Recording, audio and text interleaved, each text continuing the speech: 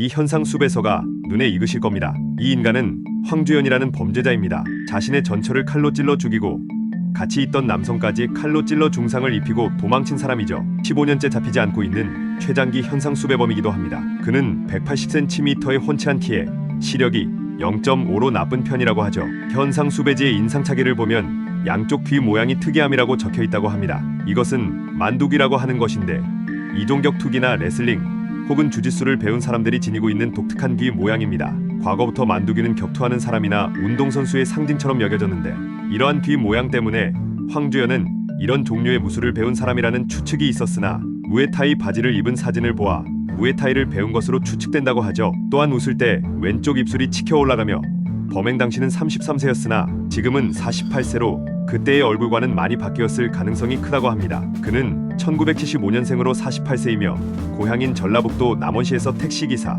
다단계 등 여러 직업을 거치며 생활했으며 피해자 김 씨와 1997년 결혼을 했다고 하죠. 그의 부인인 김 씨는 결혼 생활 동안 황주연에게 가정폭력을 당하였으며 결국 결혼 6년 만에 이혼을 하게 됩니다. 하지만 딸과 황주연이 부인에게 찾아와 사죄를 하였고 이에 다시 결합을 하게 되죠. 재결합한 지 3년 만에 그들은 다시 이혼하게 되는데 황주연이 전처에게 다른 사람과 결혼하고 싶다라고 해 이혼을 하게 되었다고 합니다. 황주연은 2003년부터 4년간 다른 여성과 만나다 헤어졌다고 하는데 이 여성은 그것이 알고 싶다 해서 인터뷰를 하면서 유부남인 줄 몰랐다라고 하며 사귀는 내내 총각인 줄 몰랐으며 시간이 지난 후 이혼을 했다고 고백하자 그 말을 듣고 헤어졌다고 하죠. 그녀는 나중에 다른 사람과 결혼 준비를 하는데 그 와중에 황주연이 연락이 와서 그녀를 괴롭히고 스토킹을 했다고 합니다. 그가 전처를 죽인 사건의 내용은 이렇습니다. 2008년 6월 황주연은 자신의 딸을 미끼로 전처를 서울 고속버스터미널로 불러냈습니다. 그는 자신의 딸을 트럭의 조수석에 남겨둔 뒤 가발을 쓰고 범행을 준비했다고 하죠. 그것도 모르고 전처와 그녀의 짐을 들어주기 위해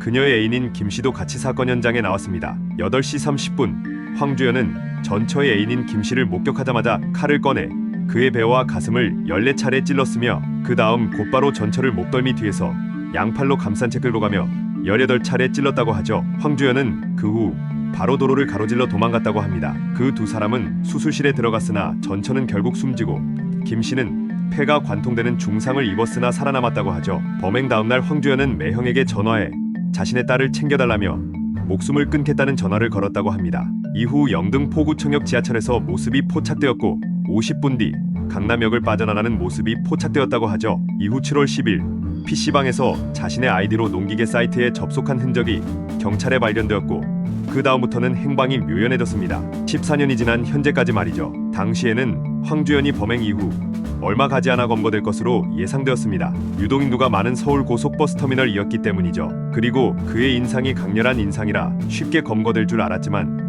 15년이 지난 현재까지도 소재 파악도 제대로 되지 못하고 있는 상황입니다.